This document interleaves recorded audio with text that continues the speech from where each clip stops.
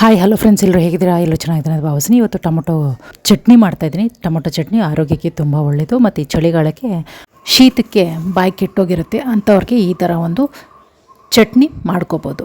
ಒಳ್ಳೆ ರುಚಿ ಕೊಡುವಂಥ ಚಟ್ನಿ ಇದು ಮಾಡಲಿಕ್ಕೆ ಬೇಕಾಗಿರೋದು, ನಾನು 1 kg ಅಷ್ಟು ಟೊಮೊಟೊ ತೊಗೊಂಡಿದ್ದೀನಿ. ಒಂದು 3 ಹಸಿಮೆಣ್ಸಿನ್ಕಾಯಿ ತೊಗೊಂಡಿದ್ದೀನಿ. ಒಣಮೆಣ್ಸಿನ್ಕಾಯಿ ಒಂದು 3 ತೊಗೊಂಡಿದ್ದೀನಿ.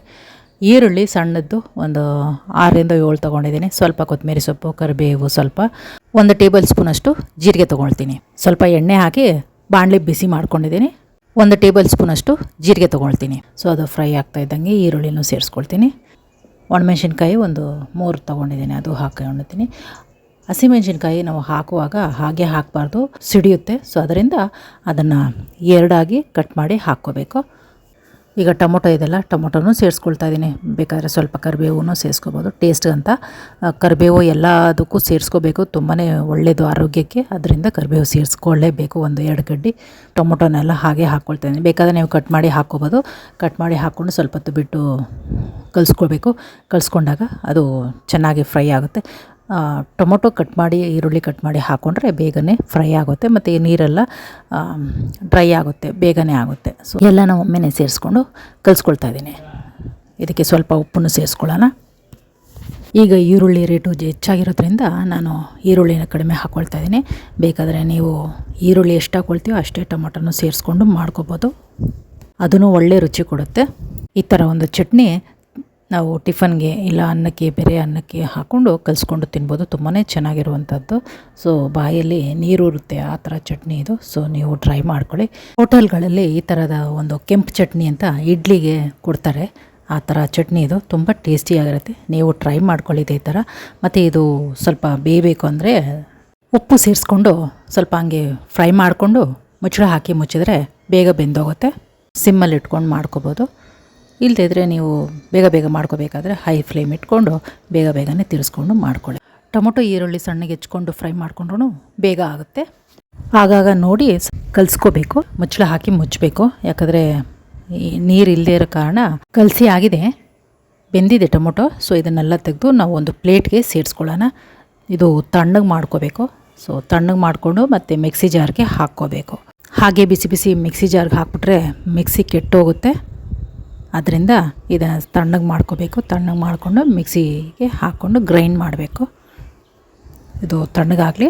ಸೊ ಈಗ ನಾನು ಮಿಕ್ಸಿ ಜಾರ್ಗೆ ಹಾಕ್ಕೊಳ್ತಾ ಇದ್ದೀನಿ. ಮಿಕ್ಸಿ ಜಾರ್ಗೆ ಹಾಕ್ಕೊಂಡು ಗ್ರೈಂಡ್ ಮಾಡ್ಕೊಳ್ಳೋಣ. ಇದು ಚೆನ್ನಾಗಿ ನುಣ್ಣಗೆ ಪೇಸ್ಟ್ ಆಗಬೇಕು.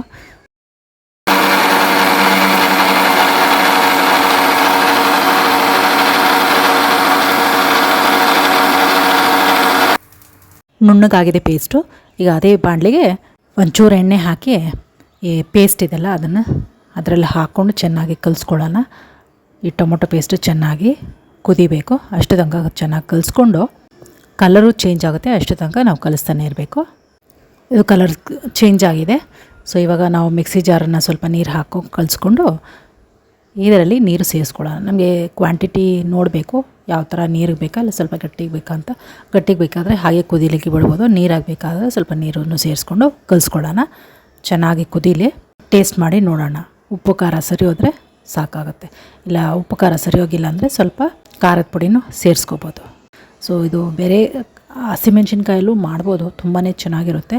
ಬೇರೆ ಹಸಿಮೆಣ್ಸಿನ್ಕಾಯಿ, ಟೊಮೊಟೊ, ಈರುಳ್ಳಿನ ಫ್ರೈ ಮಾಡ್ಕೋಬೇಕು. ಜೀರಿಗೆ ಅಷ್ಟನ್ನು ಫ್ರೈ ಮಾಡಿಕೊಂಡು ಅದು ಸಿಂಪಲ್ ಆಗಿರುವಂಥ ಒಂದು ಚಟ್ನಿ ಆಗುತ್ತೆ. ಇದು ನಾವು ಸ್ವಲ್ಪ ಹೆಲ್ತ್ ಕಾನ್ಷಿಯಸ್ಸಿಂದ ನೋಡಿ ಮಾಡೋದರಿಂದ ಸೊ ನಾನು ಎಲ್ಲನೂ ಸೇರಿಸ್ಕೊಂಡು ಮಾಡ್ತಾಯಿದ್ದೀನಿ. ನೋಡಿ ಕಲೀರಿ. ಮತ್ತು ಈ ವಿಡಿಯೋ ಇಷ್ಟವಾದಲ್ಲಿ ಲೈಕ್ ಮಾಡಿ, ಶೇರ್ ಮಾಡಿ, ಸಬ್ಸ್ಕ್ರೈಬ್ ಮಾಡ್ಕೊಳ್ಳಿ ಮತ್ತು ಕಮೆಂಟ್ ಮಾಡಿ ನೀವು ಇದೇ ಥರ ಚಟ್ನಿ ಮಾಡೋಂಗಿದ್ರೆ.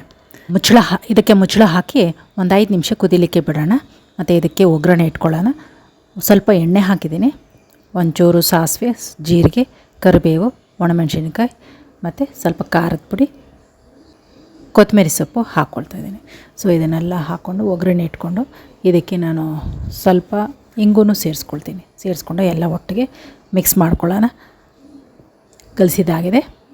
ತಣ್ಣಗಾಗೋಕ್ಕೆ ಮುನ್ನ ನಾವು ಇದನ್ನು ಚಟ್ನಿ ಮೇಲೆ ಹಾಕ್ಕೊಳ್ಳೋಣ. ಒಳ್ಳೆ ರುಚಿಯಾಗಿರುವಂತಹ ಒಂದು ಚಟ್ನಿ. ಇದಕ್ಕೆ ನಾವು ಸ್ವಲ್ಪ ಖಾರದ ಪುಡಿನೂ ಮೇಲೆ ಸೇರಿಸ್ಕೋಬೋದು. ಯಾಕಂದರೆ ಖಾರ ಬೇಕಾಗಿರೋದ್ರಿಂದ ಬೆಳ್ಳುಳ್ಳಿ ಜಜ್ಜಿಕೊಂಡು ಅದನ್ನು ಒಗ್ಗರಣೆಗೆ ಹಾಕ್ಕೊಂಡಿದ್ದೀನಿ. ಸೊ ಎಲ್ಲ ಒಮ್ಮೆನೇ ಸೇರಿಸ್ಕೊಂಡು ಕಲಿಸ್ಕೊಂಡು ಮಾಡ್ಕೋಬೇಕು. ಸೊ ಈ ಥರ ಒಂದು ಚಟ್ನಿ ನೀವು ಮನೇಲಿ ಮಾಡಿಕೊಂಡು ತಿನ್ನಿ, ಎಂಜಾಯ್ ಮಾಡಿ. ಮತ್ತು ಒಳ್ಳೆ ರೆಸಿಪಿ ಆದಂಥದ್ದು ಇದು. ಸೊ ತುಂಬ ಇಷ್ಟ ಆಗ್ಬೋದು ನಿಮಗೂ. ನೀವು ಟ್ರೈ ಮಾಡಿ. ಬಾಯಿ ಕೆಟ್ಟೋಗಿರೋರಿಗೆ ಒಂದು ಒಳ್ಳೆ ರುಚಿ ಕೊಡುವಂತಹ ಒಂದು ಚಟ್ನಿ ಇದು. ನೀವು ಮಾಡ್ಕೊಳ್ಳಿ, ತಿನ್ನಿ, ಕಮೆಂಟ್ ಮಾಡಿ. ಸೊ ಈ ವಿಡಿಯೋ ನೋಡಿದ್ದಕ್ಕೆ ಧನ್ಯವಾದಗಳು.